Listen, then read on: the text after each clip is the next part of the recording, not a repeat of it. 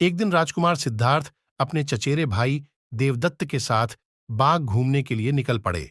सिद्धार्थ का स्वभाव कोमल हृदय का था, लेकिन देवदत्त झगड़ालू और कठोर स्वभाव का था। सिद्धार्थ के स्वभाव के कारण सभी उसकी बड़ाई करते थे, लेकिन देवदत्त की कोई नहीं करता था। इसी वजह से मन ही मन देवदत्त सिद्धार्थ से जलता था। बाग में दोनों घूम ही रहे थे, तभी अचानक उन्हें एक हंस दिखाई दिया जो उड़ रहा था। हंस को उड़ता हुआ देखकर सिद्धार्थ बहुत खुश हुए ही थे। तभी अचानक से देवदत्त ने अपने कमान पर तीर चढ़ाया और हंस की तरफ छोड़ दिया। तीर सीधा जाकर हंस को लगा, जिससे वह छटपटाकर नीचे गिर गया और घायल हो गया। सिद्धार्थ ने दौड़ते हुए हंस को उठाया और उसके शरीर से बहते हुए खून को साफ किया, फिर उसे पानी पिलाया। इतने में देवदत्त वहां पर आ जाता है और गुस्से से सिद्धार्थ की तरफ देखते हुए बोलता है, सुनो सिद्धार्थ, इसे मैंने तीर मारकर नीचे गिराया है। यह हंस मेरा है, इसे चुपचाप मुझे दे दो।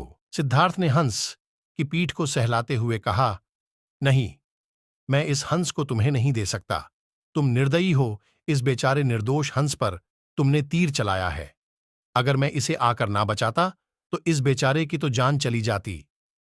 सिद्धार्थ की बातें सुनकर देवदत्त को और भी ज्यादा गुस्सा आने लगा।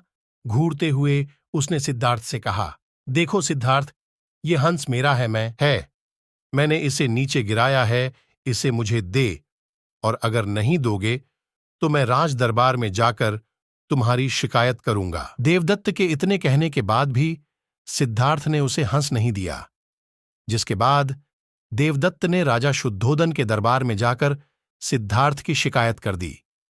शुद्धोदन ने देवदत्त की बात को ध्यानपूर्वक सुना और सिद्धार्थ को दरबार में आने का बुलावा भेजा। कुछ ही देर में सिद्धार्थ हंस को लेकर राज दरबार में आए।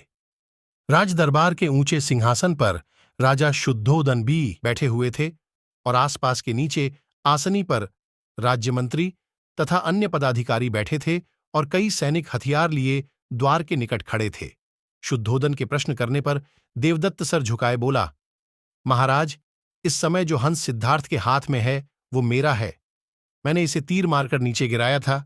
सिद्धार्थ ने उसे तुरंत उठाकर उस पर अपना अधिकार जमा लिया। कृपया मुझे मेरा हंस इससे वापस दिलाइए।